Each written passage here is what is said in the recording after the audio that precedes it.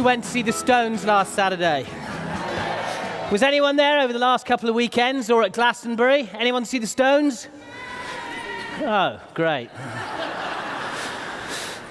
That was probably about the 25th time I've seen them. I have to say, Mick is amazing. Has anyone seen pictures of Mick at Glastonbury? He's incredible. I mean, he's going to be 70, or he was 70 this week or something. And what's funny, I was reading an article about Mick's preparation for these last few gigs that he's done. And it was saying that he hired this Norwegian personal trainer, and he was doing, lots of cross-training, and he was doing lots of jiu-jitsu and yoga and Pilates, and doing lots of stuff like that. And then it said Keith Richards' preparation. Keith said, if you know anything about the Stones, you'll know what I'm talking about. Keith said his preparation was to make sure my lighters were filled. Which I thought was quite appropriate. But I went to see the Stones with 3 friends. All of them are slightly older than me, and I'm 52. Yes. Sophie Rollin, you are out of order. And one of them's 55, one's 56, one's 58. And in 1989, we went over to the States together, about 8 of us, and we followed the Stones around all the southern states, having a bit of a boys' tour, rock and roll tour. And what was interesting is that all 3 of the other guys that I went to see the Stones with all suffer from arthritis. And 2 of them have arthritis in their legs, and one of them has really bad arthritis in his shoulder and his arm. And the amazing thing is that I've drunk aloe for 20 years, and although I may not have been as susceptible to arthritis, I also played a lot of rugby when I was younger, and I still train at least 4 or 5 times a week today. And yet I don't have any joint pain at all. So anyway, we had this conversation, and guess who's got 3 new customers for the Forever Freedom? Get in there! Anyways, Jeff said my name's Adam May, and before I do the presentation about speed to manager, I'd like to tell you a little bit about my background so that you can see that when I first looked at Forever 20 years ago, it'll be 20 years ago next month. Can you believe that? I don't look old enough.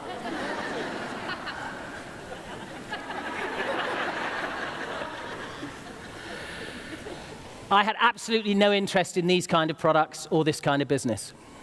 In fact, I originally worked in the city. I was a futures and options broker. I did that successfully for 7 years, but it was a typical cash-rich, time-poor lifestyle. Lots of money, but no time to enjoy it. And after 7 years, I decided I would run my own business with a couple of colleagues in financial services. Big mistake.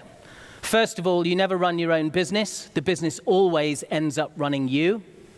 Anyone here ever run their own business? Okay, you'll know exactly what I'm talking. Crikey, put your hands up again. We've got a room full of entrepreneurs. Look around.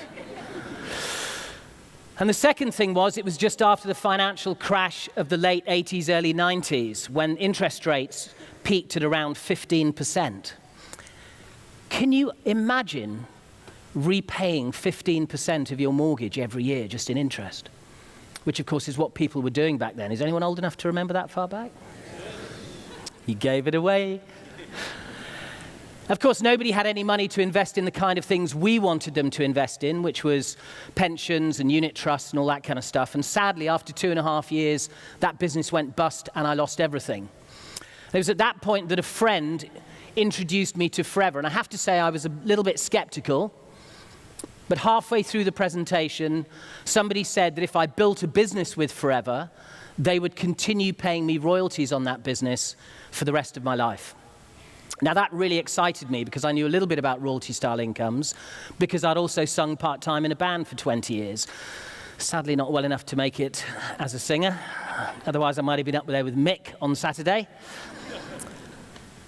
But of course the music industry is a great example of a royalty income. In January this year, it would have been Elvis Presley's 78th birthday. But of course Elvis died back in 1977.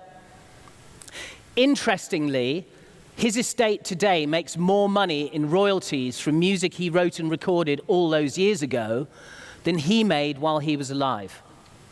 And that's the power of a royalty income. So I decided there and then I would start building a business with Forever.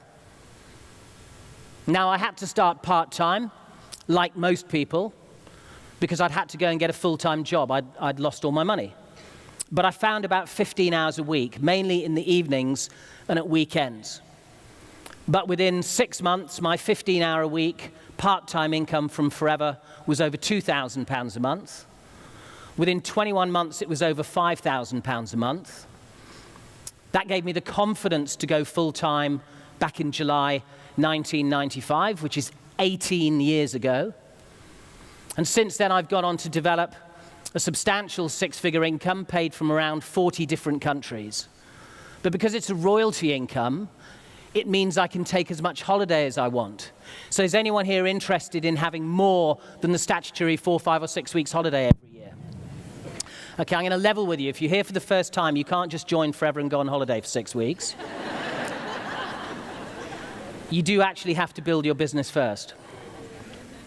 The second thing it's allowed me to do is privately educate my 3 children. In fact, all 3 of my children are at boarding school, and if you know what school fees cost, you'll understand that's a pretty substantial financial undertaking. In fact, it costs me around £90,000 a year after tax.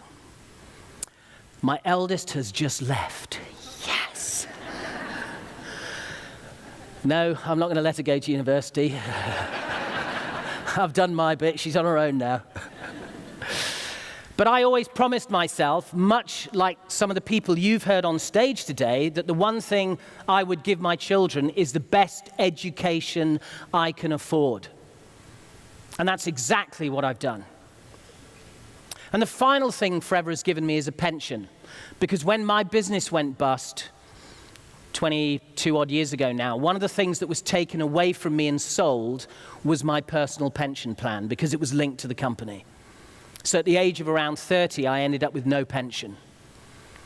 Well, the good news is that even though I'm 52, I can retire today on a substantial 6-figure pension, which is not because I've invested any money into a pension fund. I don't have what you and I would traditionally call a pension. What I've invested over the last 20 years is my time in building my Forever business. How many people here would rather invest time building their pension than money? Who thinks that might be a better option? Particularly considering the kind of pensions that that pension companies are paying out today, that companies are paying out today. You know, you wouldn't need a small fortune today to generate a reasonable standard of living when you retire. You'd have to have a pretty large fortune in your pension pot to get any kind of quality of life. That's assuming they're going to let us retire. Because you may well have noticed that over the last few years, they've started nudging up retirement ages. And this has to continue because we have an aging population. So that's a little bit about me. And what I'd like to do, I hope you notice I'm wearing my big event tie, which I actually nicked off Tina. I mugged her while she was getting her microphone off and nicked it. So thanks, Tina, wherever you are. It's really hot up here. Would anyone mind if I took my clothes off?